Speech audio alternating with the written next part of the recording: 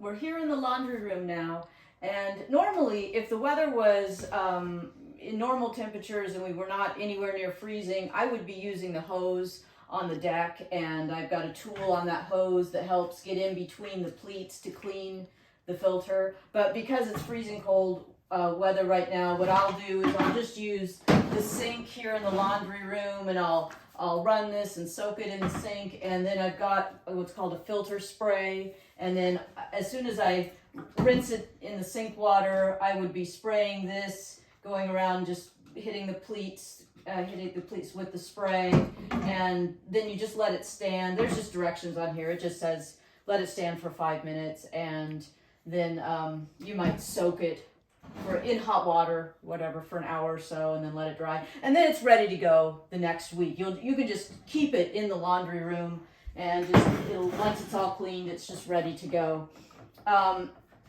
This is the bucket of all the chemicals that I had out there that I'm also keeping in the laundry room, and this is the spa logbook, and I just always write the date when I do something and what I had to.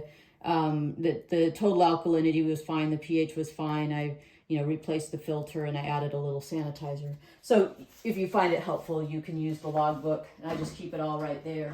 So I'm going to put these things in the cupboard right down here. Anyway, that's where they will be. So, and if you have any questions, just feel free to text or call.